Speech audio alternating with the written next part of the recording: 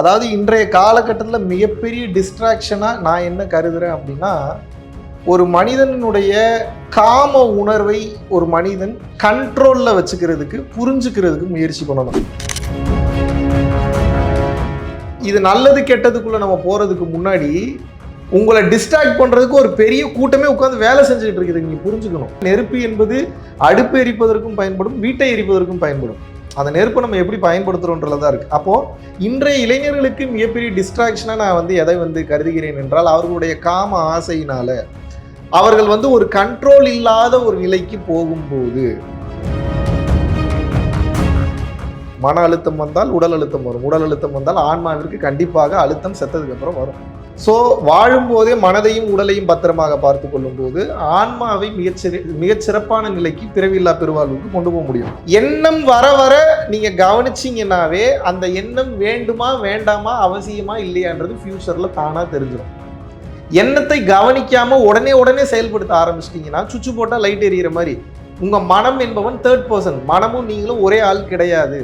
அப்ப அவன் போடுற கமெண்ட்டுக்கெல்லாம் நீங்க வேலை செஞ்சுக்கிட்டே இருக்கீங்கன்னு வச்சுக்கோங்க, உங்களை சுடுகாட்டில் கொண்டு போய் தள்ளிடுவோம். எண்ணம் என்பது அரக்கன், மனம். கவனிப்பு என்பது அவேர்னஸ், ஆன்மா அல்லது இறைவன்.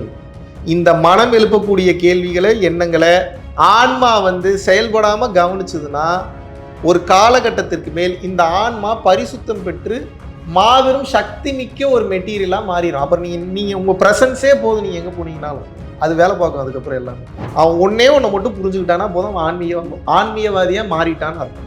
அந்த ஒன்று, அந்த ஒரு சின்ன ஃபார்முலா என்னன்னா,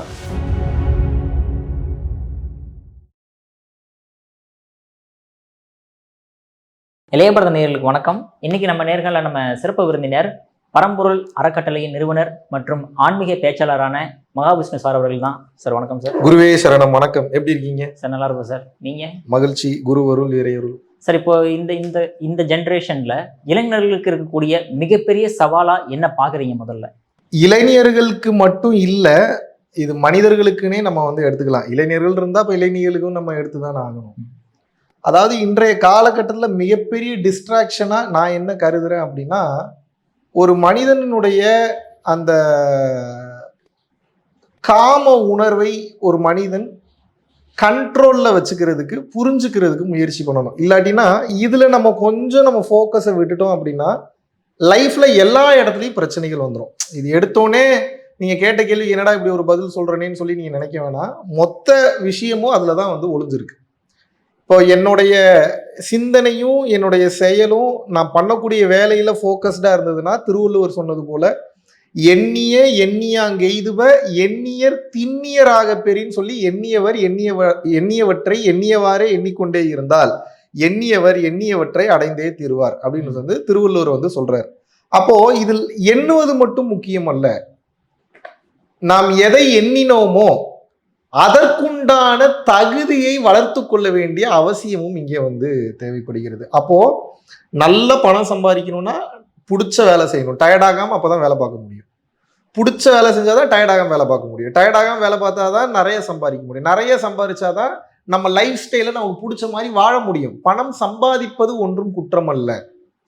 அதை பிற மனம் வலிக்காம, ஏமாற்றாம, அதர்மத்தின் வழியில் செல்லாம, நியாயமான முறையில் கவர்மெண்ட்டுக்கு டாக்ஸ் கட்டி ப்ராப்பரா நீங்க வருமானம் சம்பாதித்தீர்கள் என்றால் அந்த வருமானத்தை வைத்து தாராளமாக உங்களது அடிப்படை தேவைகளையும் உங்களது ஆசைகளையும் நீங்கள் போக்கிக் கொள்ளலாம். பட் பிரச்சனை என்னன்னா, இன்னைக்கு நீங்க சோசியல் மீடியாவை ஓப்பன் பண்ணதுலேருந்து நீங்க ட்விட்டரா இருக்கட்டும், எக்ஸ் தளமா இருக்கட்டும், ஃபேஸ்புக்கா இருக்கட்டும், யூடியூபா இருக்கட்டும், இல்லாட்டினா பாத்தீங்கன்னா டிக்டாக்கா இருக்கட்டும், இன்ஸ்டாகிராமா இருக்கட்டும், ஏகப்பட்ட இன்னைக்கு சோசியல் மீடியா தளங்கள்ல நீங்கள் புரிந்து கொள்ள வேண்டிய விஷயம், இன்று அந்த சோசியல் மீடியாவில் நம்ம அதிக டைம் ஸ்பெண்ட் பண்ணணுன்றதுக்காகவே இந்த பான் ரிலேட்டடான கண்டென்ட்டை அதிகமாக இப்போ ஃபேஸ் கார்டுன்னு சொல்லிட்டு ஒரு சில விஷயம்லாம் ஷேர் பண்ணுறாங்க. நீங்கள் பார்த்துருப்பீங்க. கேர்ள்ஸோட பாடி கார்ட்ஸ்ன்னு சொல்லிட்டு ஒரு சில விஷயங்கள்லாம் ஷேர் பண்ணிட்டு இருக்காங்க. இப்போ இது நல்லது கெட்டதுக்குள்ள நம்ம போறதுக்கு முன்னாடி உங்களை டிஸ்ட்ராக்ட் பண்றதுக்கு ஒரு பெரிய கூட்டமே உட்காந்து வேலை செஞ்சுக்கிட்டு இருக்குது. நீங்க புரிஞ்சுக்கணும். இப்போ நான் ஃபோக்கஸ்டாக உங்ககிட்ட நான் உட்காந்து பேசணும் அப்படின்னா அதுக்கு என்னோட உயிர் சக்தியான ஆண்களுக்கு விந்து சக்தி, பெண்களுக்கு ஸ்ரோனித சக்தி என்பது மேலோங்கி இருக்கணும். அப்போதான் நீங்கள் சொல்றது ப்ராப்பராக எனக்கு புரியும்.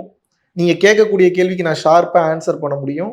நீங்க கேட்கக்கூடிய கேள்விக்கு உண்டான ஆழமான டெப்த் என்னன்றது என்னுடைய சப்கான்சியஸ் நீங்க கேட்கறதுக்கு முன்னாடியே புரிஞ்சு கொள்ளக்கூடிய லெவல்ல அந்த வகையில என்னோட உயிர் சக்திக்கு வலிமை இருக்கு. ஆனா இந்த சோசியல் மீடியா கண்டென்ட்டை நம்ம ரெகுலரா ஸ்வைப் பண்ணி நம்ம ரெகுலராக பார்த்து கொண்டே வரும்போது அதை தேவைக்கு பயன்படுத்தினால் தவறு இல்லை. இப்போ நம்ம இப்போ பேசுறது சோசியல் மீடியால தான் பேசிட்டு இருக்கோம். டிவி இல்லைனாலோ மொபைல் இல்லைனாலோ இன்டர்நெட் இல்லைனாலோ இன்றைக்கு இந்த கண்டென்ட் வந்து மக்கள் கிட்ட வந்து போய் சேராது. ஆனா பிரச்சனை என்னன்னா, நெருப்பு என்பது அடுப்பு எரிப்பதற்கும் பயன்படும், வீட்டை எரிப்பதற்கும் பயன்படும்.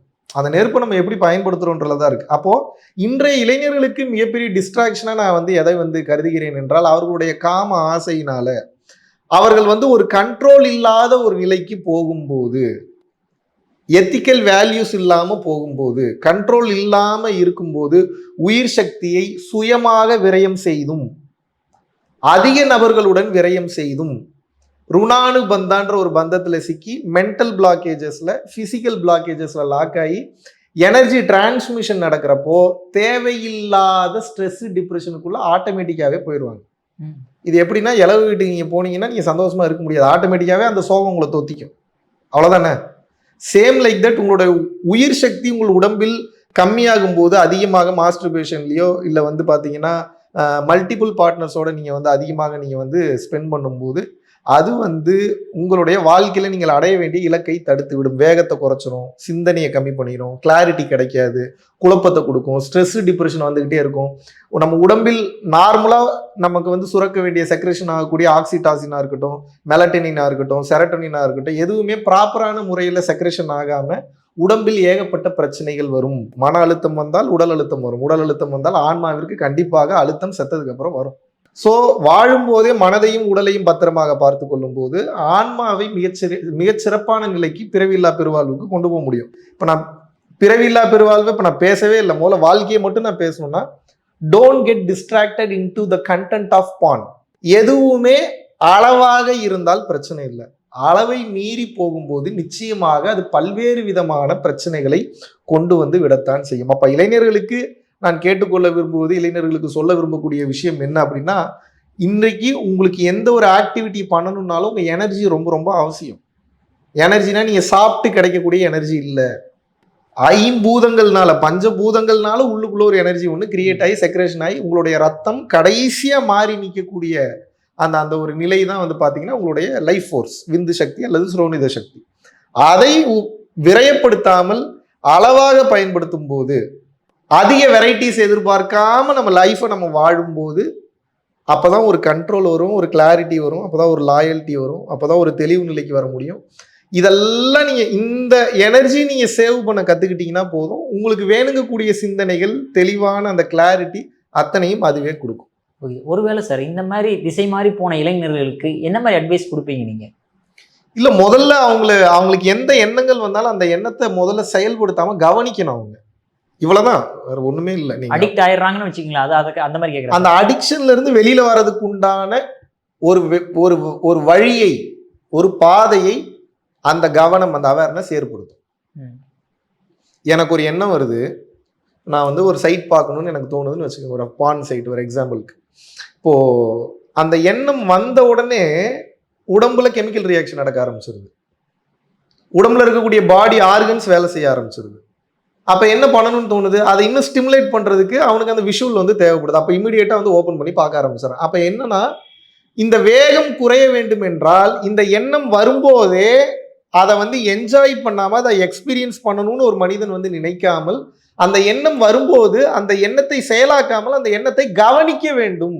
எண்ணம் வர வர நீங்க கவனிச்சீங்கன்னாவே அந்த எண்ணம் வேண்டுமா வேண்டாமா அவசியமா இல்லையான்றது ஃபியூச்சர்ல தானா தெரிஞ்சிடும்.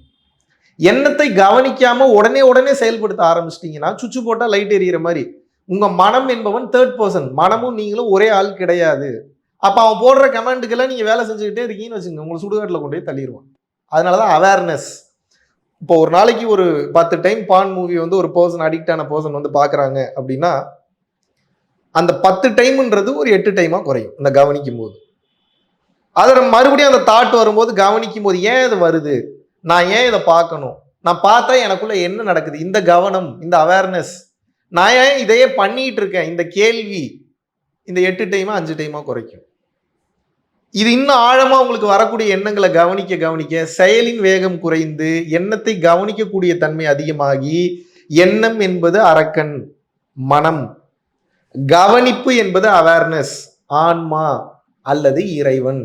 இந்த மனம் எழுப்பக்கூடிய கேள்விகளை, எண்ணங்களை ஆன்மா செயல்படாம கவனிச்சதுன்னா ஒரு காலகட்டத்திற்கு மேல் இந்த ஆன்மா பரிசுத்தம் பெற்று மாபெரும் சக்தி மிக்க ஒரு மெட்டீரியலா மாறிடும். அப்புறம் நீங்க உங்க பிரசன்ஸே போதும், நீங்க எங்க போனீங்கனாலும் அது வேலை பார்க்கும். அதுக்கப்புறம் எல்லாமே நீங்க பண்ணணும்னு நினைக்கிற மேஜிக் எல்லாம் அதுக்கப்புறம் அது பண்ணும். ஏன் அப்படின்னா அதான் சோல் கான்சியஸ்னஸ் சொல்லுவோம். அதான் சோல் கான்சியஸ்னஸ். ஏன்னா கவனிக்கும் போது நீங்கள் மனமாக இருக்க மாட்டீர்கள், ஆன்மாவாக இருப்பீர்கள். நீங்கள் செயல் செய்யும் போது உங்கள் செயலை நீங்களே கவனிக்கும் போது மனம் செயலை செய்யும், உங்கள் மனதை ஆன்மா கவனித்துக் கொண்டே செயல் செய்யும். இப்போ டக்குன்னு இப்போ எங்கேயாவது ஒன்று வெடிக்குது, இல்லை வெளியில ஒரு சவுண்ட் வருதுன்னா உடம்பு டக்குன்னு ஒரு ஆட்டம் கொடுக்குது. இல்லை ஏன் கொடுக்குது? மனம் போற போக்குலயே போயிட்டு இருக்கீங்க. அதனால டக்குன்னு ஒரு அதிர்வு வரும்போது பெருசா தெரியுது, பதட்டமா இருக்கு, படபடப்பா இருக்கு. நீங்க மனம் செயல்பட்டு இழுத்துட்டு போயிட்டு இருக்கும்போது ஆன்மால கவனிச்சுக்கிட்டே கொண்டு போயிட்டு இருக்கீங்கன்னா எவ்வளவு பெரிய பதட்டம் படபடப்பு வந்தாலும் அதை பதட்டம் படபடப்பு இல்லாம கவனிப்பீங்க. அது உங்கள் உடம்பில் அழுத்தத்தை கொடுக்காது, படபடப்பை கொடுக்காது. த ஆக்டிவிட்டிஸ் அலாங் வித் அவேர்னஸ். உன் செயல்பாடுகள் கவனத்தை சார்ந்து கவனத்துடன் எடுக்கக்கூடிய செயல்பாடுகள். இது உன்னை தெளிவு நிலைக்கு, இறைநிலைக்கு கொண்டு செல்லும். ஓகே, சூப்பராக எக்ஸ்பிளைன் பண்ணீங்க சார். பட் இருந்தாலுமே ஒரு சாதாரண மனிதர்ன்றவர் தன்னோட ஆன்மீக பயணத்தை எங்கிருந்து நாம தொடங்கணும்? நம்ம இல்லை, முதல்ல இது ஒரு தனி ப்ராக்டிஸாக நான் பண்ண போகிறேன், டெய்லி 1 மணி நேரம் 2 மணி நேரம் நான் தீட்சை வாங்கி உட்காந்து பயிற்சி பண்ண போகிறேன் அப்படின்றதே அது முடியாத ஒரு காரியமாக தான் நான் கருதுறேன். காரணம் என்னென்னா, நெகட்டிவாக பேசணும்னு நினைக்க வேணாம். ப்ராக்டிக்கலாக இதை நான் பேசும்போது, ப்ராக்டிக்கலாக பார்க்கும்போது, எனக்கு அனுபவமே இல்லாத, பரிச்சயமே இல்லாத ஒரு விஷயத்தை, என்ன கிடைக்கவே போகுதுன்னு தெரியாத ஒரு விஷயத்தை என்னால் உட்காந்து கன்சிஸ்டண்ட்டாக பண்ண முடியாது. நம்ம அப்பா அம்மா சொல்லி நமக்கு வேணுங்கிற விஷயத்தவே கன்சிஸ்டண்ட்டாக நம்ம பண்ண மாட்டோம். சம்மந்தமே இல்லாத ஒரு ஆள் உபதேசிக்கக்கூடிய ஒரு உபதேசத்தை எடுத்து பயிற்சியாக எடுத்து என்ன கிடைக்க போகுதுன்னு தெரியாமல், என்ன ரிசல்ட்டுன்னு தெரியாமல் யார் பண்ணுவோம்? அதுக்கெல்லாம் வைராக்கியம் அதிகமாக இருக்கணும். அப்போது இதுக்கு அடிப்படையாக ஒரு மனிதன் சராசரியாக டெய்லி தினசரி வாழ்க்கையில் ஆன்மீகத்தை பண்ணணும் அப்படின்னா அவன் ஒன்னே மட்டும் புரிஞ்சுக்கிட்டானா போதும், ஆன்மீகவாதியாக மாறிட்டான்னு அர்த்தம். அந்த ஒரு சின்ன ஃபார்முலா என்னன்னா, இன்னொருத்தர் கஷ்டத்தையும் புரிஞ்சுக்கிறது, அவ்வளவுதான் ஆன்மீகம். சிம்பிள். இப்போ எப்பயுமே நீங்க கவனிச்சு பாருங்க, நீங்க வீட்டுல இருந்து எந்திரிச்சோன்னு உங்களை நீங்க இப்ப கவனிச்சுட்டே இருங்க. எத்தனை மணிக்கு ஆஃபீஸ் போவோன்னு இருக்கும், எந்த பஸ்ல ஏறுவோன்னு இருக்கும், இல்ல எந்த 2 வீலர்ல போறோன்னு இருக்கும், இல்ல எந்த கார்ல ஏற போறோன்னு இருக்கும், வந்ததுக்கு அப்புறம் யார் இன்டர்வியூ எடுக்க போறோன்னு இருக்கும், என்ன கண்டென்ட் எடுக்கணுன்றது இருக்கும், என்ன நியூஸ் போடணுன்றது இருக்கும், எந்தெந்த தலைவர்கள் என்னென்ன பேசியிருக்காங்க. அப்போ உங்களோட தாட் ப்ராசஸ் எல்லாம் பாருங்க, உங்ககிட்ட இருந்து தான் நீங்க பாக்குறீங்க. எல்லாத்தையும் உங்க தேவையில இருந்து பாக்குறீங்க. நீங்க எனக்கு ஒண்ணு தேவை, அதனால நான் இயங்குறேன், அப்படி பாக்குறீங்க. இப்ப இப்படி பார்த்து பாருங்க, நீங்க அப்படியே கொஞ்சம் பெர்ஸ்பெக்டிவ் மாறி பாருங்க.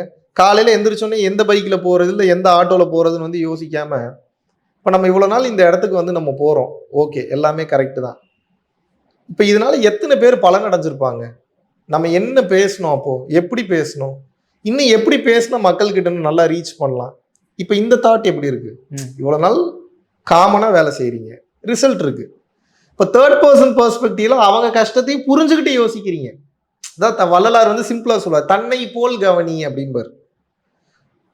நம்ம ரொம்ப இன்னொருத்தரை கேர் பண்ணோம்னாலும் நம்மளை ஹர்ட் பண்ணிட்டு போறதுக்கு வாய்ப்புகள் இருக்கு. எதிர்பார்ப்பு இல்லாம தன்னை போல் கவனிக்கிறது வலிக்காது.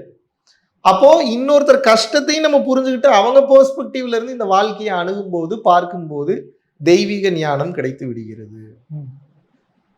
இன்னொருத்தரை வெல்லணும் அப்படின்னா நீங்க அவங்கள மிரட்டியோ அந்த மாதிரி நிறைய இன்னைக்கு உலகத்துல ஷார்ட்கட்ல ஜெயிக்கணும்னு நினைக்கிறாங்க. அப்படி வெல்ல முடியாது. உங்களை வெல்லினாலும் அது உண்மையான ஒரு வெற்றியா இருக்காது.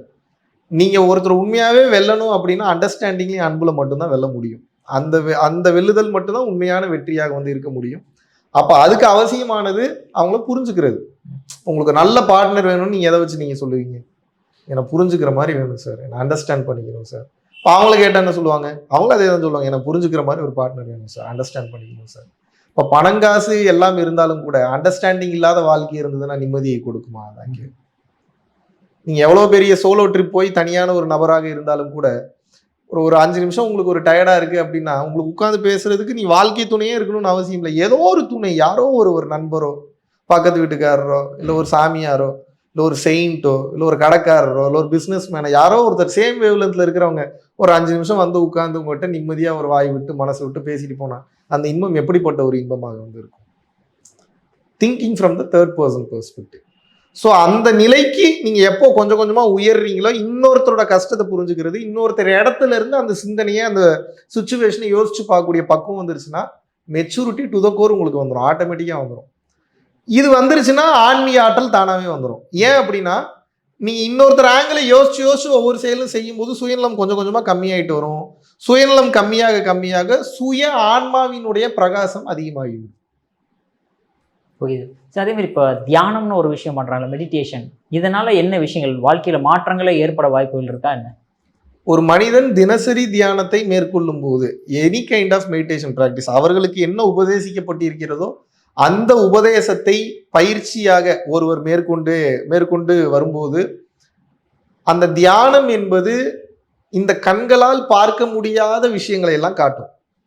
இந்த 2 கண்களால் பார்க்க முடியாத விஷயங்கள், இந்த உடலால் சராசரி இந்த ரியாலிட்டியில இந்த பிசிக்கல் ரியாலிட்டியில உணர முடியாத விஷயங்கள், இந்த மனித அறிவிற்கு எட்டாத சக்தி வாய்ந்த விஷயங்கள், பிரபஞ்சத்தில் நடக்கக்கூடிய ரகசியங்கள், அரசியலை தாண்டி இருக்கக்கூடிய உண்மைகள், சராசரி மனித வாழ்க்கையை கடந்து இருக்கக்கூடிய உயிரினங்களின் நிலைகள், 84 லட்சம் உயிரினங்களினுடைய பிறப்பு முதல் இறப்பு வரை, ஆதி முதல் அந்தம் வரை எல்லா விஷயத்தையும் உங்களுக்கு சொல்லித்தரக்கூடிய ஒரு மாபெரும் ஒரு மெட்டீரியல், ஒரு டூல் தான் தியானம் அல்லது மெடிடேஷன்.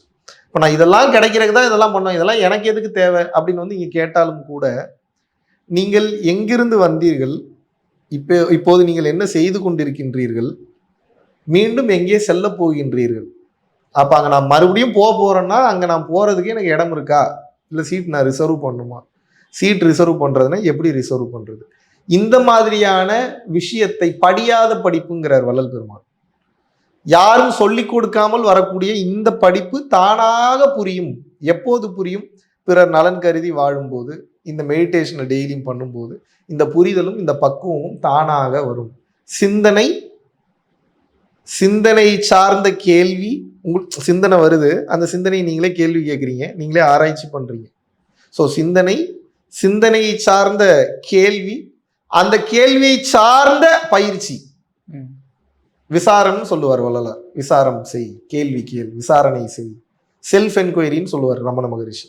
ஸோ சுய விசாரணை செய்தல், உனது எண்ணங்களை நீயே விசாரணை பண்ற, நீங்களே கோர்ட்டு, நீங்களே நீதிபதி, நீங்களே வக்கீல், நீங்களே சாட்சியாளர், நீங்களே போலீஸு, நீங்களே ஜெயில் வச்சிருக்கிறீங்க, நீங்களே ஜெயிலரு, நீங்களே வாதாடி, நீங்களே உங்களை பெயில் எடுத்து, நீங்களே வெளியே கொண்டு வந்து, நீங்களே கண்டிஷன் பில் கையெழுத்து போட்டு, நீங்களே உங்களை குவாஷ் பண்ணி, நீங்களே உங்களை வெளியே கொண்டு வந்துடுறீங்க. எவ்வளோ சூப்பரான ஒரு விளையாட்டு இது.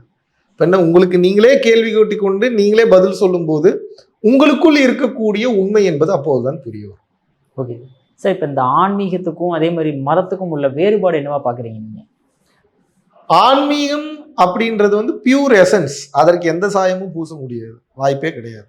எல்லா மதத்திலையுமே ஆன்மீகம் என்பது மனிதர்களுக்கானது மட்டும் அல்ல, அனைத்து உயிரினங்களுக்குமானது. ஆன்மீகம் என்பது பூமியில் வாழக்கூடிய உயிரினங்களுக்கானது மட்டும் அல்ல, 9 பிளானட்ஸ் இருக்கக்கூடிய உயிரினங்களுக்கானது, அதை கடந்து இருக்கக்கூடிய பல உயிரினங்களுக்கு உண்டானது. நான் எத்தனை டைம் சொல்லியிருக்கேன், ஏலியன்ஸ் இருக்கு. ஏலியன்ஸினுடைய தன்மை இப்போ பூமியில் இருக்கக்கூடிய தட்பவெப்ப சூழ்நிலைக்கு தகுந்தாற் போல உடல் அமைப்பு, அதனுடைய தகவமைப்பு, கை கால் இதெல்லாம் பரிணாம வளர்ச்சி அடைந்திருப்பதை போல வேற பிளானட்ஸ்ல இருக்கக்கூடிய, அங்க இருக்கக்கூடிய லிக்விட், அங்க இருக்கக்கூடிய திடப்பொருள்கள், அங்க இருக்கக்கூடிய மாஸ், ஏர் மாஸ், அங்க இருக்கக்கூடிய மற்ற பூதங்களை பொறுத்து, இப்ப இங்க பஞ்சபூதங்கள் இருக்குன்னா அங்க என்னென்ன இருக்குன்றது வந்து தெரியாது. எல்லா பிளானட்ஸ்லயும் பஞ்சபூதங்கள் இருக்குமான்றது சொல்ல முடியாது. அப்ப அதற்கு உண்டான உயிரினங்கள் அங்க இருக்கும் தானே, எல்லாமே ஆட்டம்ஸ் தானே, எல்லாமே உயிரினங்கள் தானே. அந்த ஒரு செல்ல இருந்து எத்தனை வந்திருக்குன்றது எப்படி தெரியும்? இப்ப அதை நிரூபிக்கும் விதமாக ட்ரம்ப் அவர்கள் வந்து சமீபத்துல வந்து பேசியிருந்தார், பார்த்திருப்பீங்க. ஏலியன்ஸ் இருப்பது உண்மைதான். ஒபாமா வந்து சொல்ல மாட்டாருன்னு நினைச்சு ஒபாமா ரொம்ப வெளிப்படையா ஒபாமா கன்ஃபார்ம் பண்ணியிருக்காரு.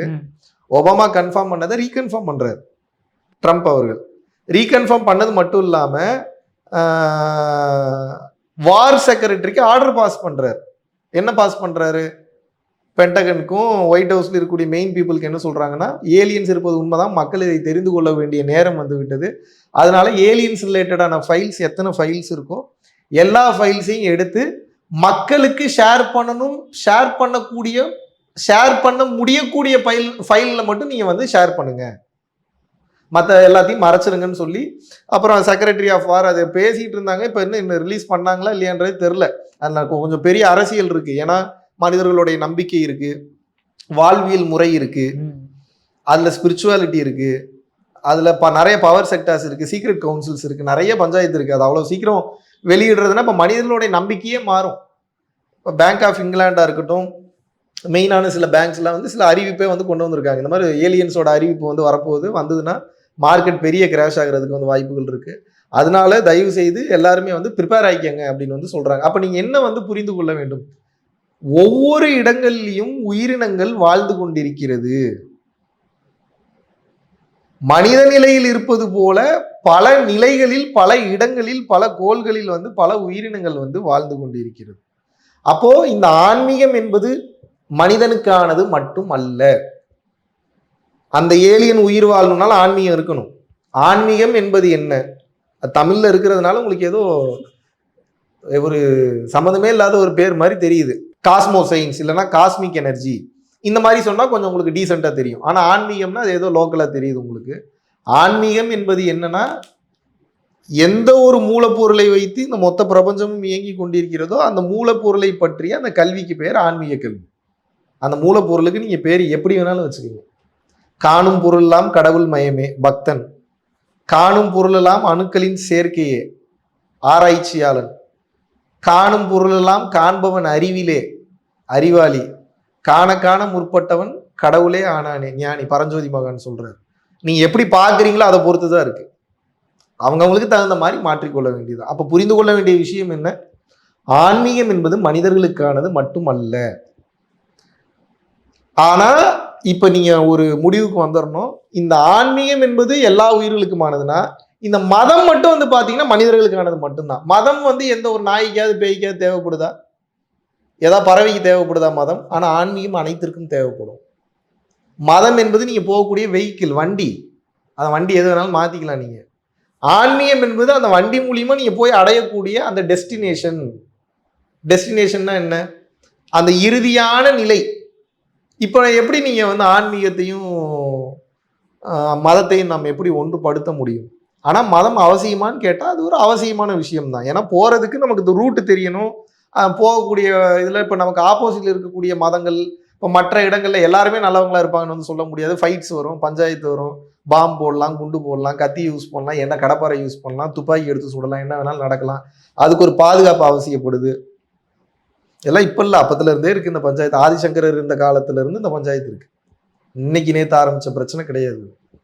அவர் தான் வந்து பாத்தீங்கன்னா ஆதிசங்கரர் இருந்த காலத்துல நார்த்ல இருந்து இந்தியா முழுக்க இருக்கக்கூடிய சாதுக்களை அவர் வந்து ஒன்று திரட்டி அவங்களுக்குள்ள ஒரு ஒற்றுமையை கிரியேட் பண்ணி, அவங்களுக்குள்ள ஒரு ஒரு சங்கத்தை கிரியேட் பண்ணி இவ்வளவு ஒற்றுமையா இருக்குன்னு வந்த அந்த ஆதிசங்கரர் காலத்துல இருந்து இந்த பஞ்சாயத்து இருக்கு. அப்ப இதை புரிந்து கொண்டு ஒரு மனிதன், ஆன்மீகம் என்பது பேய் பிசாசு கதை அல்ல, it's cosmic energy, it's quantum science, it's based on quantum entanglement, life science, வாழ்வியல் கல்வி, திருச்சிற்றம்பல கல்வி, ஆன்மாவை பற்றிய புரிதல், ஆன்மா இஸ் ஈக்குவல் டு பீனியல் கிளாண்டை பற்றிய புரிதல். இந்த புரிதலை ஒரு மனிதன் புரிந்து கொள்ள வேண்டும். அதற்கு தன்னை ஆராய்ச்சி செய்ய வேண்டும். இப்போ சொல்லுங்க, மனிதனுக்கானது மட்டும்தான் ஆன்மீகம்? மதம் தான் மனிதனுக்கானது மட்டும்.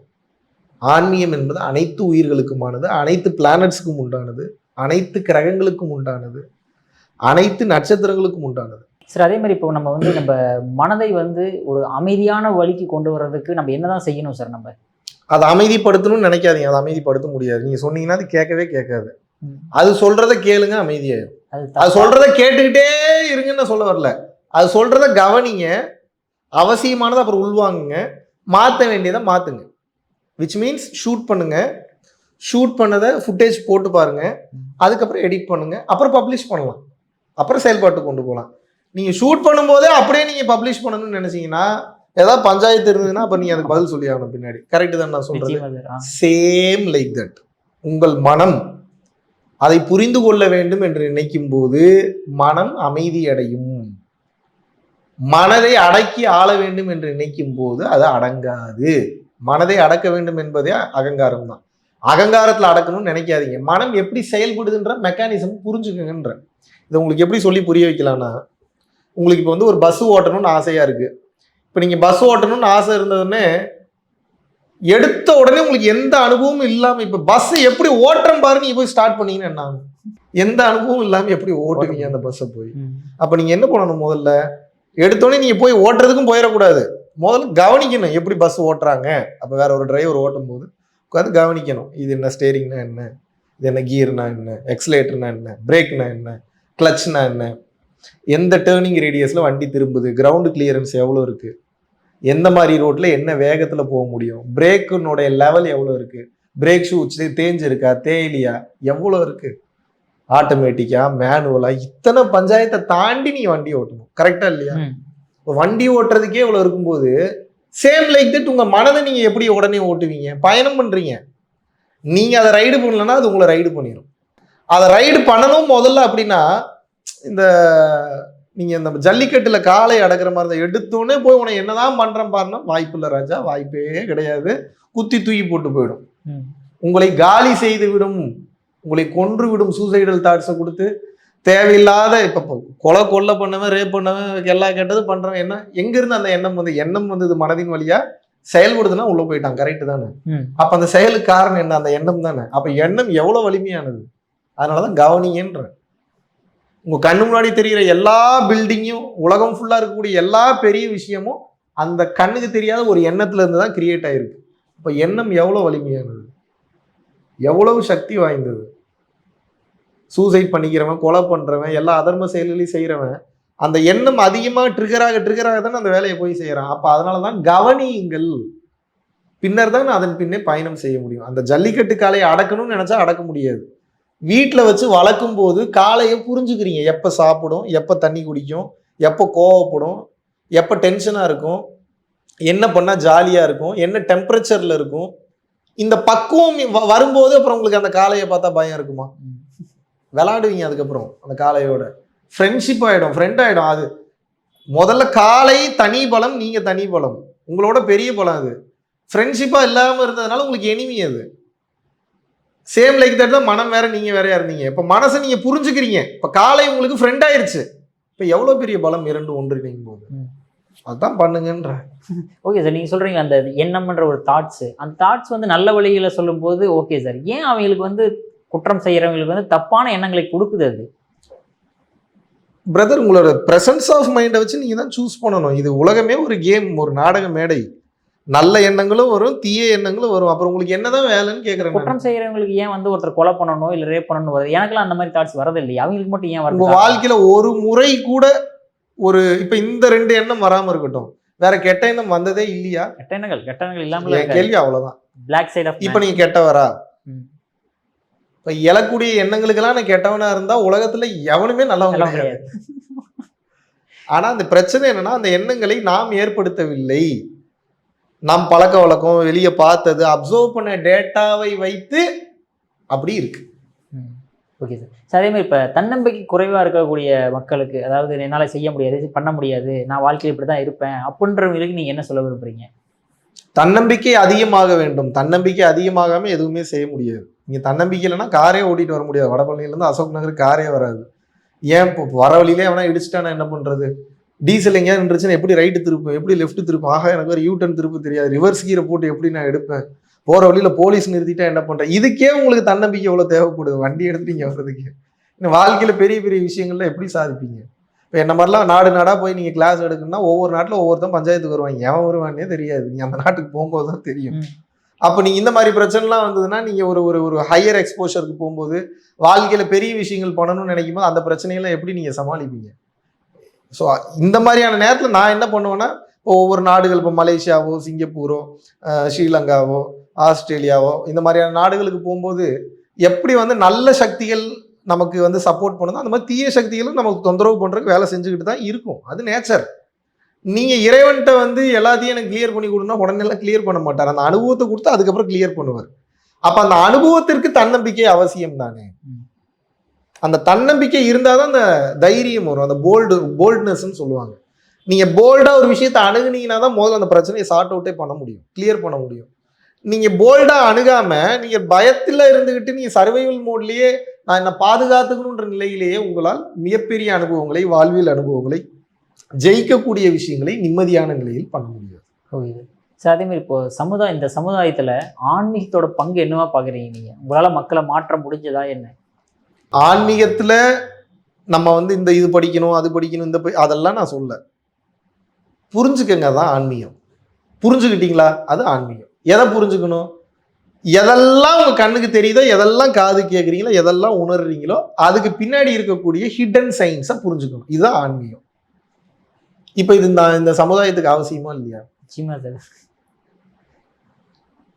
வீட்டில இருந்து ஒரு வேலைக்கு போறேன், ஒரு இடத்துக்கு போறேன்னா எப்படி போகணும், எந்த பஸ் ஏறணும், எந்த இடத்துல திரும்பணும், எங்க போய் இறங்கணும், இந்த கிளாரிட்டி இருக்குல்ல, இதுதான் ஆன்மீகம்னு சொல்றேன். இந்த அடிப்படை புரிதல் தான் ஆன்மீகம்ன்ற. எல்லாருமே அது என்ன ஆகி போச்சுன்னா, ஆன்மீகம்னா டக்குன்னு அவங்களுக்கு விஷுவல் பண்றதுக்கு சர்ச் சிம்பிள் வருது, டக்குன்னு அது வரும், கோயில் சிம்பிள் வரும், பட்டை அடிக்கிறது வரும், ருத்ராட்சம் வரும். அதுக்கு பின்னாடி இருக்க அந்த சுப்ரீம் சயின்ஸ் யாரும் பேசவே இல்லை. ஆனா பேசுனாங்க. திருமூலர் தெளிவா தூய தமிழ்ல எழுதி வச்சுட்டு போயிருக்கிறாரு. அது தூய தமிழ்ல இருக்கிறதுனால காமெடியா தெரியுது. ஆனா இன்னைக்கு பல்வேறு யூனிவர்சிட்டியில, அமெரிக்கால நம்ம திருமூலரினுடைய திருமந்திரம், வள்ளல் பெருமானுடைய திருவருட்பாவை எடுத்து அதை டீகோட் பண்ணி அதை இங்கிலீஷ்ல கன்வெர்ட் பண்ணிட்டு இருக்கிறாங்க. இன்னைக்கு சாட் ஜிபிடியோ இல்ல மற்ற நீங்க ஏஐ நீங்க எடுத்துட்டீங்கன்னா, தமிழ் இலக்கியங்கள்ல வந்தது, திருச்சிற்றம்பல கல்வியில இருக்கிறது, மெய்ஞான கல்வியில இருக்கிறது, நம்ம தமிழ் ஞானம் சார்ந்த விஷயத்தை எல்லாத்தையுமே இங்கிலீஷ்ல கோடிங் கொடுத்து, இங்கிலீஷ்ல நேம் கொடுத்து, சப்ஜெக்ட் கொடுத்து, வேற வேற நேம்ல மாத்தி வச்சிருக்கிறான். ஆஸ்ட்ரல் டிராவல்னா என்ன நீங்க சொல்லுங்க? ஆஸ்ட்ரல் டிராவல்னா என்ன? வான்மார்க்கமாக வேறு ஒரு பரிணாமத்தில் இந்த ஆன்மா பயணம் செய்யறதுக்கு பேர் ஆஸ்ட்ரல் டிராவல். பரகாய பிரவேசம் நம்ம தமிழ்ல இருக்கு, அதுக்கு பேரு. ஆகாய பிரவேசம் தமிழ்ல இருக்கு. சொன்னா நம்புவானா? ஆஸ்ட்ரல் டிராவல்னா நம்புறான். IIT Mandi, Indian Institute of Technology மண்டின்ற பகுதியில் பிடெக் ஃபர்ஸ்ட் இயர் ஸ்டூடெண்ட்ஸுக்கு கம்பல்சரி எஜுகேஷனா ஒரு சப்ஜெக்ட் கொண்டு வராங்க. என்ன சப்ஜெக்ட் கொண்டு வராங்கன்னா, அவுட் ஆஃப் பாடி எக்ஸ்பீரியன்சஸ்னு ஒரு சப்ஜெக்ட் கொண்டு வராங்க. எந்த இன்ஸ்டியூட்ல எந்த காலேஜ்ல out of body experiences class எடுக்கிறாங்க நீங்க சொல்லுங்க.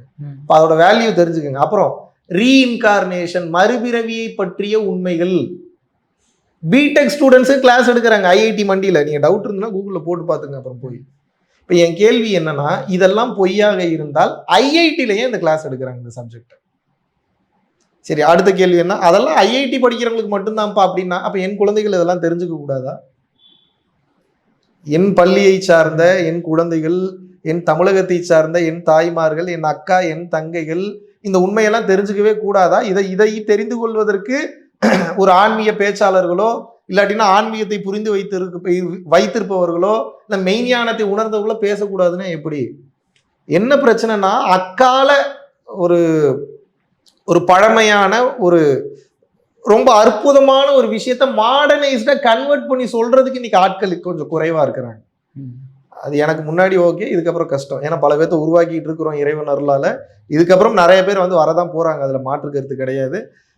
போக போக இந்த புரிதலோடு பயணம் பண்ணும்போது அந்த தெளிவு பிறக்கும் என்பது என் தாழ்மையான கருத்து. புரியுது சார். அதே மாதிரி இப்போ நம்ம டெய்லி ரொட்டீன்ல நம்ம பண்ணிட்டு இருக்கிற வேலைகள்ல நம்ம ஆன்மீகத்தை எப்படி நம்ம உள்ள கொண்டு வர முடியும்? நம்மளால கவனிச்சு பண்ணுங்க, அவ்வளவுதான் ஆன்மீகம். சிம்பிள். நான் மறுபடியும் அங்கதான் நிக்கிறேன். நீங்க ஒரு வேலை செய்றீங்களா, கவனிச்சு செய்யுங்க. நீங்க கவனிக்க புரியும், புரிய தெளிவு வரும். தெளிவு வர வர மாஸ்டர் ஆவீங்க. அந்த குவாலிட்டி இன்னும் அதிகமாக கடவுளே ஆயிடுவீங்க ஒரு கட்டத்துக்கு மேல. அப்ப அந்த கடவுள் தன்மைக்கு போறதுக்கு உண்டான முதல் படி என்னன்னா கவனித்தல். ஒரு போன் எடுக்கிறீங்கன்னா கவனிச்சு எடுங்க. இது உடனே வராது, இந்த பிராக்டிஸ் கொஞ்சம் கஷ்டம். எப்படி நான் போன் எடுக்கும்போது டக்குன்னு எடுக்கிறது, டக்குன்னு நடக்கிறது, சேர் இழுக்கும்போது டக்குன்னு இழுக்கிறது, டக்குன்னு சுவிட்ச் போடுறது, எல்லாத்தையும் டக்குன்னு பண்ணாம இந்த டக்கு டக் டக் டக் டக் ஒரு 4 டக்கு வச்சுக்கோங்க. புரியுதா நான் என்ன சொல்றேன்னு? டக்குன்னு பண்ணாம ஒரு 4 டக்கு வச்சுக்கோங்க. தோணுது டக்குன்னு செய்யக்கூடாது. தோணுதா அதை கொஞ்சம் அனலைஸ் பண்ணி ப்ராசஸ் பண்ணி செய்கிறீங்க. அப்புறம் எந்த வேலையை எவ்வளவு நேரத்துல செய்யணும்ன்றதெல்லாம் இருக்கு. எல்லாத்தையும் சீக்கிரமும் செய்ய தேவையில்ல, எல்லாத்தையும் பொறுமையாவும் செய்ய தேவையில்ல. எதை சீக்கிரமா செய்யணும், எதை பொறுமையா செய்யணும், எதை செய்யற மாதிரி நடிக்கணும், எதை செஞ்ச மாதிரி காமிச்சுக்கணும், எதை செய்யாத மாதிரி காமிச்சுக்கணுன்ற புரிதல்லாம் அதுக்கப்புறம் வந்துடும். புரியுது. அதே மாதிரி இப்போ வந்து டெய்லி வாழ்க்கையில வந்து எனக்கு வந்து ரொம்ப டிஃபிகல்ட்டான சுச்சுவேஷன் இருக்கு. 10 நிமிஷம் தான் எனக்கு கிடைக்குது. இந்த 10 நிமிஷம் என்னால ஆன்மீக பயிற்சியா என்னால என்ன பண்ண முடியும்? ரொம்ப யோசிக்காதீங்க, உட்காந்து மூச்சை மட்டும் கவனிங்க. வேற ஒண்ணும் பண்ண நீங்களா மூச்சு இழுத்தெல்லாம் விட வேணாம். இப்ப இவ்வளவு நேரம் பேசிட்டு இருந்தீங்க, நீங்க கவனிச்சு மூச்சு இழுத்தீங்களா, அதுவா போயிட்டு வந்ததா? அதுவா போயிட்டு அதே தான் சொல்றேன். கண்ணை மூடி உட்காந்துக்குங்க, 2 கையும் கோர்த்து நிமிர்ந்து உட்காந்துக்குங்க, இல்ல சேர்ல உட்காந்துக்குங்க, ஆரம்ப காலம் இல்ல செவுத்துல சாஞ்சாவது உட்காந்துக்குங்க. ஆனா உட்காருங்க, கண்ணை மூடி உட்காந்துக்குங்க. உட்காந்துட்டீங்கன்னா மூச்சு அதுவா போகுமா, இல்ல நீங்க ஏதாவது பண்ணணுமா? கேக்குறவங்கள அதுவா போகும், அதுவா வரும். அதை கவனிங்கன்ற. அதுவா போய் அதுவா வரக்கூடிய மூச்சை கவனிக்கிறீங்க. எவ்வளவு நேரம் கவனிக்கணும் அதெல்லாம் கேட்காதீங்க. உங்க வேலையை கவனிக்கிறது மட்டும்தான், வேற ஒரு வேலையும் இல்லைங்க. ஏன் கவனிக்கணும்? கவனிங்க, புரியும். என்ன மாற்றம் வரும் சார் கவனிக்கிறது? கவனிங்க, முதல்ல கவனிங்க. புரியாது. ஒரு சைக்கிள் ஓட்ட சொல்றேன், ஓட்டவே தெரில உங்களுக்கு. 10 நாள் ஓட்டுறீங்க, முதல் நாள் கீழே விழுந்தவர் 10 நாள்ல செமையா ஓட்டிடுறீங்க. அப்புறம் ஒரு வருஷம் கண்டினியூவா சைக்கிள் ஓட்டிக்கிட்டே இருக்கீங்க. 10 வருஷம் கழிச்சு மறந்துட்டீங்க, அந்த சைக்கிளே ஓட்டல. 11வது வருஷம் சைக்கிள் கொடுக்குற, ஓட்டுவீங்களா மாட்டீங்களா? ஓட்டுவாங்க. எப்படி, எங்க இருந்து வருது அந்த டேட்டா? Subconscious mind. எங்க போய் உட்காருது? கத்துக்கிறதுக்கு முன்னாடி ஏதோ ஒன்று புரிஞ்சுக்காம இருந்தீங்க, கத்துக்கிட்டதுக்கு அப்புறம் ஏதோ ஒன்று புரிஞ்சிருச்சு. என்ன புரிஞ்சுதுன்னு கேட்குறேன். அது சில விஷயங்கள்லாம் விளக்கம் கொடுக்க முடியாது. நீங்க பண்ணுங்க, நீங்க பண்ணீங்கன்னா தான் புரியும். ஆனா ஒண்ணு மட்டும் என்னால சொல்ல முடியும், மனித நிலைக்கு அப்பாற்பட்ட, மனிதனால் நினைத்து பார்க்க முடியாத பெரிய பலன்கள்லாம் அதுல இருக்கு. அடிப்படையில மூச்சை மட்டும் கவனிங்க. அப்புறம் டைம் கிடைக்கும் போது பரம்பொருள் யோகமோ, வாசி யோகமோ, குண்டலினி யோகமோ, கிரியா யோகமோ, உங்களுக்கு என்ன பயிற்சி உபதேசிக்கப்பட்டிருக்கோ அந்த பயிற்சியை ரெகுலரா பண்ணுங்க. உங்களுக்கு ரொம்ப சப்போர்ட்டிவா இருக்கும். கிளாரிட்டி வந்ததுனால தான் லைஃப்ல எதையுமே ஜெயிக்க முடியுமோ இல்லை. கிளாரிட்டி, இந்த வேர்டை ரொம்ப அண்டர்லைன் பண்ணி வச்சுக்கோங்க. கிளாரிட்டி. புரியுது. அதே மாதிரி உங்களோட வீடியோக்களை, பல வீடியோக்கள் நம்மளால பார்க்க முடியுது. கொஞ்சம் உற்று நோக்கணும் அப்படின்னு வச்சுங்களேன், தயவு செஞ்சு கல்யாணம் பண்ணிடாதீங்க அப்படின்ற மாதிரி உள்ளர்த்த வர மாதிரி எங்களுக்கு தோணுது சார். எதனால அந்த மாதிரி சொல்லுங்க? நீங்க கல்யாணம் பண்ணிட்டீங்களா இல்லையா? பண்ணிட்டேன் சார். அப்புறம் எதுக்கு உங்களுக்கு இந்த கேள்வி? இல்ல சார், உங்களை ஃபாலோ பண்றவங்க எல்லாருமே வந்து உங்களை ஃபாலோ பண்ணிருக்காங்க, உங்களை விட்டு நோக்கிட்டு இருக்காங்க, சரிங்களா? அப்போ அவங்களுக்குமே வந்து மேரேஜ் ஆகாம இருக்கும்போது அப்ப என்ன சொல்லுவீங்க நீங்க? இல்ல, நான் எந்த வீடியோலயும் முதல்ல யாரையும் கல்யாணம் பண்ணிக்காதீங்க தப்புன்னு நான் சொல்லலை. நீங்க அப்படி இருந்தா ஏதாவது வீடியோ எடுத்து காட்டுங்க. நான் வாய்ப்பு இல்லை அப்படி நான் எந்த வீடியோல கல்யாணம் பண்ணிக்காதீங்கன்னு நான் சொல்லியிருக்க மாட்டேன். விருப்பம் இருந்தா பண்ணிக்கங்க, பட் தெரிஞ்சுட்டு பண்ணிக்கங்கன்னு தான் சொல்லியிருக்கேன். ஒரு ப்ராசஸ்க்குள்ள போறீங்கன்னா அந்த ப்ராசஸ் என்னன்றதை புரிஞ்சுக்கங்க. ப்ராசஸ்க்குள்ள போக போக நான் புரிஞ்சுக்கிறேன்றது முடியாது. அப்புறம் இத்தனை வருஷம் பல பேர் ப்ராசஸ் பண்ணியிருக்காங்கல்ல, அதுல இருந்து என்ன நீங்க கேஸ் ஸ்டடி பண்ணீங்க, அது இருக்குல்ல ஒண்ணு. அந்த கேஸ் ஸ்டடியில இருந்து நீங்க இந்த கேஸ் ஸ்டடிக்குள்ள புதுசா போங்க. இப்ப என்னன்னா, திருமணம் செய்து கொள்ள வேண்டாம்னு சொல்லலை. நான் எந்த இடத்துலயும் அப்படி நான் சொன்னதே கிடையாது. திருமணம்னா என்னன்னு தெரிஞ்சுட்டு திருமணம் பண்ணிக்கங்க. திருத்துறதுக்கு நீங்க திருமணத்துக்குள்ள போல, ஏத்துக்கிறதுக்கு தான் போறீங்க. திருமணம் என்பது உங்கள் பொறுமையை தினமும் உங்க பார்ட்னர்னால சோதிச்சுக்கிட்டே இருக்கக்கூடிய ப்ராசஸ். அதான் திருமணம். உன் பொறுமை இன்னைக்கு எவ்வளவு இருக்கு நான் டெஸ்ட் பண்றேன், ஏன் பொறுமை எவ்வளவு இருக்கு அவர் டெஸ்ட் பண்ணுவார். மாத்தி மாத்தி டெஸ்ட் பண்ணிக்கிட்டே இருப்பாங்க. இப்ப இதுலதான் நீங்க பொறுமையை கத்துக்க முடியும். உங்க மனைவி கிட்டயோ கணவன் கிட்டயோ நீங்க பொறுமையை கத்துக்கிட்டீங்கன்னா வாழ்க்கையில் அதுக்கப்புறம் மாஸ்டர் பண்றதுக்கு ஒண்ணுமே இல்லை. நீங்க கேட்கிற அமைதிங்களே அதுதான். நீங்க என்ன கேட்குறீங்க? நிம்மதி வேணும், அமைதியா இருக்கணும்ன்றீங்க. நீ பாட்டு கத்திட்டு நான் பாட்டு என் வேலையை பார்க்கறேன்னா வந்துருச்சு இல்லை நிம்மதி. இப்ப பிரச்சனை என்னன்னா, கவுண்டர் கொடுக்க சண்டைக்கு போறீங்க. நீ இப்ப அதுதான் பிரச்சனை. ஏன்னா லாஜிக்கல் மைண்டு கேள்வி கேட்குது. இப்ப லாஜிக்கல் மைண்டே ஆஃப் பண்ணி கேள்வியும் ஆஃப் பண்ணி நீங்க நிம்மதிக்கும் போகணும். இது எவ்வளவு பெரிய வேலை இது. இப்ப நீங்க பதில் சொல்லும் போது கூட சார், கல்யாணம் பண்ணா இப்படி பிரச்சனை வந்துருமோ அப்படின்ற மாதிரில சார் நம்மளுக்கு வருது வரும். அது பிரச்சனை இருக்கிறதா கல்யாணத்துல மட்டும் இல்ல, எல்லா ஃபீல்டையும். இப்ப நம்ம ஃபீல்டுல இல்லையா, ஊடகத்துறையில பிரச்சனை இல்லையா, எந்த துறையில அரசியல் இல்லாம இருக்கா, எல்லாத்துலயும் இருக்கு. பிரச்சனை என்னன்னா, கவனம் இல்லாம பயணம் செய்யும் போது பிரச்சனை. கவனிச்சு பயணம் செய்யும் போது லெசனையும் லேர்ன் பண்ணிப்பீங்க, பிரச்சனையிலேருந்து ஈஸியா வெளியே வந்துடுவீங்க, வாழ்க்கையில் அடுத்த கட்ட ஈஸியா முன்னேறி செல்வீர்கள். ஒருபோதும் திருமணம் வேண்டாம் என்று சொல்லவில்லை. ஒருவேளை எனக்கு அப்படி சொல்லியிருக்க சான்ஸ் இல்லை. ஒருவேளை அப்படி எங்கேயாவது சொல்லியிருந்தேன்னா அதை இப்ப நான் மாத்தணும்னு நினைக்கிறேன். என்ன அப்படின்னா, உங்களை நான் திருமணம் செய்து கொள்ள வேண்டாம் என்று சொல்லவில்லை. திருமணத்தை பற்றி தெரிந்து கொண்டு திருமணத்திற்குள் நுழையுங்கள். அதை அதாகவே ஏற்றுக்கொள் எனக்கூடிய திருமூலரினுடைய தத்துவம் உங்களுக்கு பிடிக்கவில்லை என்றால் உங்கள் மனைவியும் கணவனையும் பிடிக்கிறதுக்கு வாய்ப்பே இல்லை. அதை அதாகவே ஏற்றுக்கொள் அப்படின்னா என்னன்னா, அவங்க கேரக்டர் என்ன, அவங்க குணநலன் என்ன, அவங்களுடைய நடவடிக்கை என்ன, அவங்க ஆக்டிவிட்டிஸ் என்னன்றதை பார்த்துட்டு அதுக்கப்புறம் அந்த கண்டினியூட்டிக்குள்ள போறது, அதை ஏத்துக்கிறது. அதுக்கு தான் பெரிய மனசு வேணும். நல்லா லவ் பண்றவங்க கடைசி வரைக்கும் ஒன்னா இருக்க மாட்டான். நல்லா புரிஞ்சுக்குங்க. எல்லா கஷ்டம் கவலையிலையும் இதுல நான் நிப்பேன், நிலைச்சு நிப்பேன், ஸ்ட்ராங்கா இருக்கிறவனாலதான் வாழ்க்கையில ஜெயிக்க முடியும். அடுத்த கட்டம் போய் ஜெயிக்க முடியும். சார் இருந்தாலுமே உங்களை ஃபாலோ பண்ணிக்கிட்டு இருக்கவங்களாம் எங்க தலைவர் எப்போ மேரேஜ் பண்ணுவார், அதுக்கப்புறம் தான் நாங்கள் மேரேஜ் பண்ணுவோம் அப்படின்ற விஷயங்களாவும் இருக்க பார்க்குறது. நீங்க ஏன் மேரேஜ் பண்ணிக்க மாட்டேன்றீங்க? அப்படி இல்லை, எனக்கு இப்போ வரைக்கும் அப்படி எதுவும் தோணலை. இறைவனுடைய உத்தரவுப்படி எனக்கு கல்யாணம் பண்ணிக்கவே கூடாது அப்படின்லாம் ஒண்ணுமே கிடையாது. நமக்கு தோணும் இல்லைங்க, ஒரு பார்ட்னர்ஷிப்ன்றது அவ்வளோ என்னை பொறுத்த வரைக்கும் அது சாதாரண விஷயம் கிடையாது. வெறும் அழகினால் மட்டுமோ இல்லை வெறும் பழக்க வழக்கத்தினால மட்டுமோ நம்ம வந்து என்னோட லைஃப்பை கொண்டு போய் ஒருத்தங்கிட்ட வந்து நான் அடமானம் வைக்க முடியாது, அவங்க லைஃப்பை கொண்டு வந்து என்கிட்ட வந்து அடமானம் வைக்க முடியாது.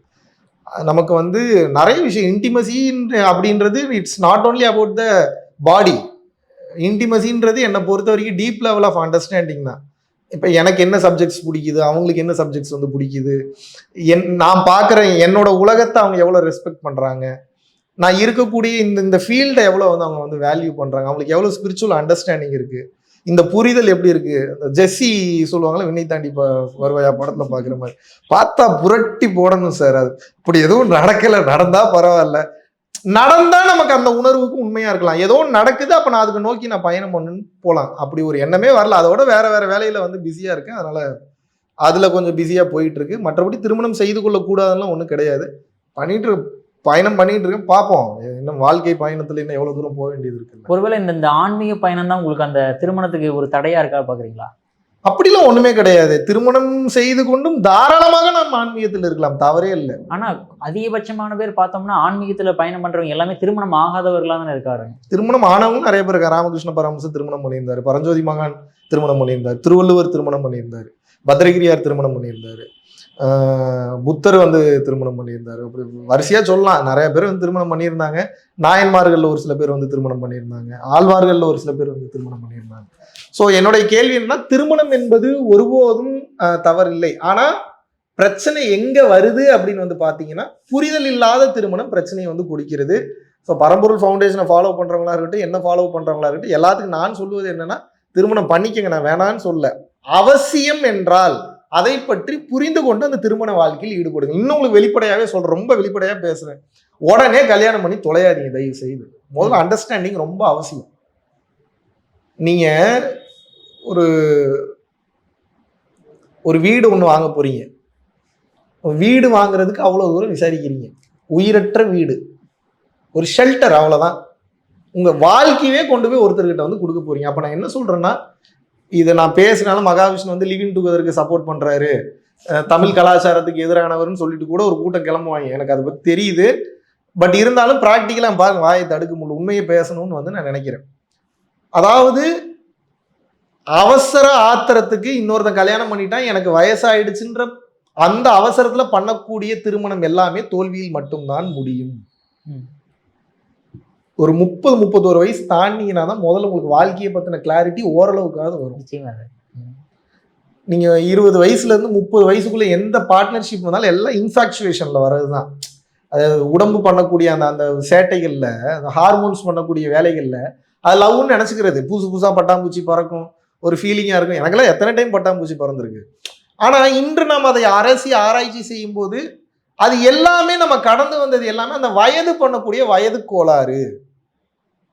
அப்ப உண்மையான புரிதல் வரும்போது இன்னைக்கு என்ன சொல்லுதுன்னா, எந்த ஒரு பொண்ணும் 6 பேக் வச்சிருக்கிற ஒருத்தர் இருக்கிறான், 6 கார் வச்சிருக்கிற ஒருத்தர் இருக்கிறான். ஒரு பொண்ணு யாரை சூஸ் பண்ணுவா? நீங்க சொல்லுங்க சார். ஒவ்வொருத்தர் ஒவ்வொரு பொண்ணை பொறுத்த இருக்குல்ல சார். மெஜாரிட்டியை பேசுங்க, எக்ஸெப்ஷன் என்னைக்குமே பேசாதீங்க. மெஜாரிட்டியை பேசுங்க.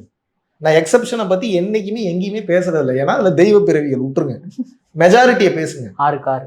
சரி, இப்போ இந்த உழைப்பு இத்தனை வருஷம் ஜிம்முக்கு போனது வேஸ்ட் தான். நான் உங்களை ஜிம்முக்கு போறவங்கள வேணான்னு சொல்ல, புரிஞ்சுக்கங்க. இன்னைக்கு இருக்கக்கூடிய சூழ்நிலையை வந்து புரிஞ்சுக்கங்க. அப்போ ஒரு திருமண உறவுக்கு நீங்க போறதுக்கு முன்னாடி இந்த மெச்சூரிட்டி, இப்போ ஒரு 30-35-31 வயசு இல்லை ஒரு 30 வயசுக்கு மேலதான் நமக்கு ஒரு புரிதல் வருது. எப்படிப்பட்ட புரிதல் வருது? நல்லா கவனிச்சு பாருங்க. அப்போ நமக்கு தேவை, அப்ப பணம் இல்லை, பணம் ஒரு அவசியம்தான், பட் அது அடிப்படை. ஆனா அப்ப அந்த பணத்தை தாண்டிய குணம் என்பது அவசியம். புரிஞ்சுக்கணும், விட்டு கொடுத்து போகணும், அண்டர்ஸ்டாண்டிங் லெவல் வந்து ஜாஸ்தி இருக்கணும். இன்டெலிஜென்ஸ், எமோஷனல் இன்டெலிஜென்ஸ்பாங்க, எமோஷனல் ஐக்கியூன்னு வந்து சொல்லுவாங்க. உணர்வை பற்றிய, உணர்ச்சிகளை பற்றிய புரிதல் இருக்கணும். நான் பேசாமே அவங்க புரிஞ்சுக்கணும். நான் என்ன நினைக்கிறேனோ அந்த புரிதல் வந்து அவங்களுக்கு இருக்கணும். என் ஆக்டிவிட்டீஸ்ல தெரியணும், என் கண் பார்வையில புரியணும். இதெல்லாம் எங்க இருந்து வரும்? எப்படி வரும்? உடல் அட்ராக்ஷன் மட்டும் இருந்ததுன்னா எங்க இருந்து வரும்? இப்போ என்னோட காதலி பக்கத்துல உட்கார்ந்துருக்கான ஒரு எக்ஸாம்பிளுக்கு, அவ கை எங்க போகுது, எந்த உணவுல அவ கை போகுது, பாப்கார்ன் சாப்பிட்றாளா, பெப்சி சாப்பிட்றாளா, ஜூஸ் சாப்பிட்றாளா, எது அவளுக்கு அதிகமா பிடிக்குன்னு பார்த்தா அடுத்த டைம் அவ கேட்கறதுக்கு முன்னாடியே அவளுக்கு வேணுங்கிறத நான் கொடுக்கணும். நிச்சயமா சார். கரெக்ட் தானே? ஒவ்வொரு டைம் போய் பாப்கார்ன் வாங்கிட்டு வா, ஜூஸ் வாங்கிட்டு வா, அதை வாங்கிட்டு வா, இதை வாங்கிட்டு வா, நீ எதுக்கு பார்ட்னரா இருக்கிறீங்க? இந்த கவனம் இல்லாத வாழ்க்கை எதற்கு என்று கேட்கிறேன். அதனாலதான் சொல்றேன், இந்த பக்குவமே கொடுக்கணும், கொடுத்து வாழ்றதுதான் வாழ்க்கைன்ற பக்குவமே 30-31 வயசு மேலதான் வருது. அப்போ இந்த 20 வயசுல இருந்து 30 வயசுக்கு இடையில வரக்கூடிய காதல் மேக்சிமம் மெஜாரிட்டியை தான் நான் பேசுவேன். இப்போ சொல்லிட்டு இருக்கேன், பாசிங் கிளவுட்ஸாவே போயிருது. வருது, டைம் பாஸ்க்கு வருது, ஒரு லெசனை கற்றுக் கொடுக்குது, போயிருது. வருது, டைம் பாஸ்க்கு வருது, ஒரு லெசனை கற்றுக் கொடுத்து போயிடுது. இப்போ அவங்க கெட்டவங்களும் கிடையாது, நல்லவங்களும் கிடையாது. ஒரு கேரக்டர்ஸ் வந்தாங்க, உங்க வாழ்க்கையில ஒரு நாடகத்தை அவங்க நடத்தணும், இறைவனுடைய திருப்பார்வையில நடத்தினாங்க, முடிச்சுட்டாங்க, கிளம்பிட்டாங்க. இப்போ நான் என்ன மீன் பண்ண வரேன், அவசரப்பட்டு அவஸ்தைப்படாதீங்க. நீ அப்படிலாம் ஒன்று செகண்ட் ஹேண்ட் மெட்டீரியலாக ஆயிட மாட்டீங்க. டைம் இருக்கு, செத்து போயிட மாட்டீங்க உடனே. கொஞ்சம் டைம் எடுத்து நிறுத்தி நிதானமாக பார்ட்னர்ஷிப்பை சூஸ் பண்ணுங்க. துணைவன் துணைவி என்பதுதான் சரியான வார்த்தை. என்னை பொறுத்தவரை கணவன் மனைவி என்பதே தவறான. துணையா ஒருத்தங்க வரப்போறாங்க, துணையா வர்றவன் நீ எப்பயுமே வெடிகுண்ட கையில் வச்சிருக்கிற மாதிரியே பிஹேவ் பண்ணிட்டு இருந்தா எப்படி நிம்மதியா தூங்குவீங்க? துணைவியா வர்றவன் எப்பயுமே காலில் சுடு தண்ணி ஊத்துன மாதிரியே கத்திக்கிட்டே இருக்கிறான்னா நீ எப்படி நிம்மதியா டிராவல் பண்ணுவீங்க? அப்ப அந்த பேஷன்ஸ் தான் அந்த இடத்துல வந்து ஜெயிக்குது. உங்கள்கிட்ட இன்னொரு கேள்வி கேட்கிறேன். 1000 கோடி ரூபா ஒருத்தன் பணம் வச்சிருக்கான், ஆனா வேல்யூஸ் கிடையாது, எவனையும் மதிக்கவே மாட்டான். 1000 ரூபா கூட ஒருத்தனுக்கு கிடையாது, ஆனா எல்லாருக்கும் எல்லா உதவியும் அவனால முடிஞ்சது பண்ணிக்கிட்டே இருக்கான். பிறருக்காக தன் உயிரை கொடுக்கறதுக்கு தயார் நிலையில இருக்கிறான். இந்த 2 பேர்ல யார் மேல உங்களுக்கு ரெஸ்பெக்ட் ஜாஸ்தி வரும்? ஏன் 2வது ஆள் மேல வருது? அப்போ மெட்டீரியல் காணாம போயிருதுல, வேல்யூ தானே நிக்குது.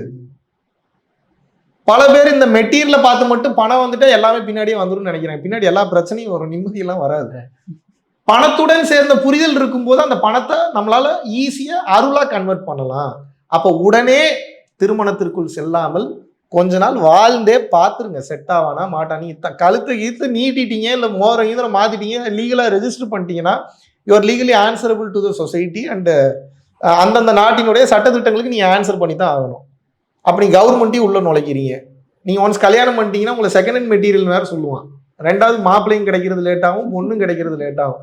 குழந்தைகள் வந்து ஃபர்ஸ்ட் மேரேஜ்ல பிறந்துருச்சுன்னா இப்போ அதையும் சேர்த்துட்டு ஒரு ஆள் கிடைக்கும். நான் எத்தனை நாட்டில் பார்க்குறேன், எத்தனை பேத்த பார்க்குறேன்.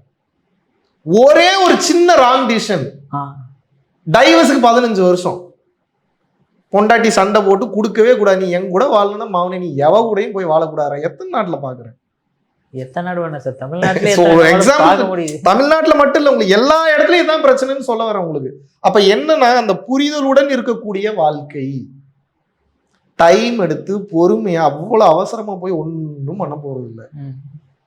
அப்படி அவசரமா நாளைக்கே கிளவியாக போறேன், நாளைக்கே சாவ போறேன்ற மாதிரி இந்த ப்ரெஷர் இந்த சொசைட்டி கொடுக்கும். மாட்டிக்காதீங்க, அதுல போய் சிக்கிறாதீங்க, அது ஆபத்து.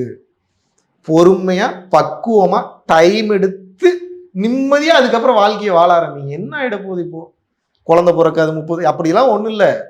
எவ்வளவுதான் எனர்ஜி இருந்தாலும் இறைவன் அப்ரூவல் பண்ணாதான் குழந்தை பிறக்கும். 80 வயசுல கன்சீவ் ஆன கேஸ்லாம் இருக்கு, காட்ட வேணான்னு. 80 இயர்ஸ்ல கன்சீவ் ஆன கேஸ்லாம் இருக்கு. எப்படி முடியுது? மெனோபஸ் வரக்கூடிய வயசுல எப்படிங்க பேபி கன்சீவ் ஆகும் நீங்க சொல்லுங்க. அப்போ இன்டர் கோர்ஸ்ல குழந்தை பிறக்கிறது கிடையாது, இறைவனுடைய அருள் மூலியமாக அந்த குழந்தை பிறக்கிறது. இந்த புரிதலோடு பயணம் பண்ணும்போது பார்ட்னர்ஷிப் கரெக்டா சூஸ் பண்ணி எதிர்காலம் நல்லா இருக்கும். நல்லா உங்களுக்கு கன்ஃபார்மா ஒரு புரிதல் வருதா, ஒரு 2 வருடம் 3 வருடம் அவங்களோட பயணம் பண்ணும்போது, க்ளோஸா டிராவல் பண்ணும்போது உங்களுக்கு இவங்க மேல ஒரு பெரிய கான்ஃபிடன்ஸ் வருதா, இவன் நம்மளை நல்லா பார்த்துப்பாரு.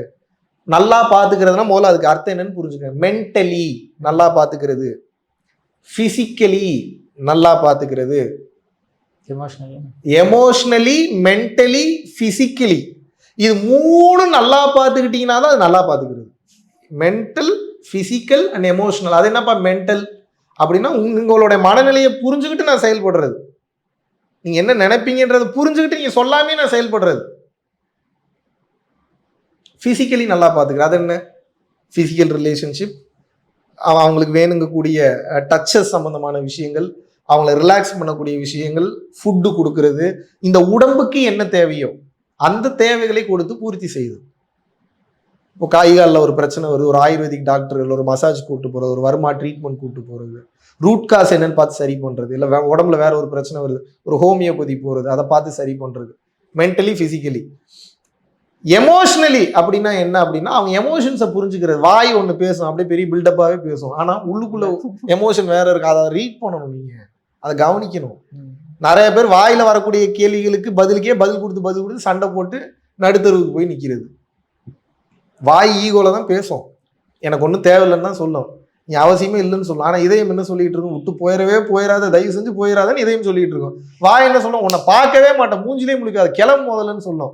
எங்க ஏமாந்து போறீங்க? வாய் பேசுறது கேட்டு ஏமாந்து போயிடுறீங்க. இதுக்குனால எமோஷனல் அண்டர்ஸ்டாண்டிங், எமோஷன்ஸை புரிஞ்சுக்கணும். எமோஷன்ஸ் தான் உண்மையை பேசும், வாய் உண்மையை ஒருபோதும் பேசாது. நம்மளே நம்மளை பில்டப்பா காமிச்சுக்கிறதுக்கு என்ன சொல்லுவோம்? அதை பண்ணிட்டேன் நான், இப்படி பண்ணிட்டேன் நான், நமக்கு தான் தெரியும் உள்ளுக்குள்ள எவ்வளவு நடிக்கிட்டு இருந்தோம். கரெக்டா? அப்ப அந்த எமோஷன் தானே உண்மை. அதை ரீட் பண்ணணும். அதுக்கு உங்களுக்கு ஒரு டைம் கேப் தேவைப்படும். நீ அதுக்கு உடனே கல்யாணம் போய் மாட்டிக்காம ஒரு குறிப்பிட்ட டிராவல் பண்ணதுக்கு அப்புறம் செட் ஆகுதா, அதுக்கப்புறம் மேரேஜ் ரிலேஷன்ஷிப்ல போங்க. நீ அதை விட்டுட்டு இன்னைக்கு எடுத்தோடனே மேரேஜ், இன்னைக்கு மேட்ரிமோனியில பாக்குற, நாளை கல்யாணம் பண்றீங்கன்னா நாளைக்கு டைவர்ஸ் கன்ஃபார்ம். ஓகே சார், கடைசியா ஒன்று பர்சனலா, அதாவது உங்களுக்கு இந்த வினை தாண்டி வருவாரு சொன்ன மாதிரி இங்க என்ன சொல்லுது ஜெஸ்ஸின்னு அந்த மாதிரி உங்களுக்கு ஒரு லவ் காதல் வந்ததே கிடையாதா? நான் பண்ணாத லவ் எல்லாம் பண்ணியிருக்கேன். பட் அந்த ஒரு ஹையஸ்ட் மெச்சூரிட்டியில அண்டர்ஸ்டாண்டிங்ல நான் லவ் பண்ணதில்லை. ஏன்னா அந்த அதுக்கு தான் எண்டே இல்லையா. அதான் மெச்சூரிட்டின்றது வளர்ந்து போய்கொண்டே இருப்பது தானே.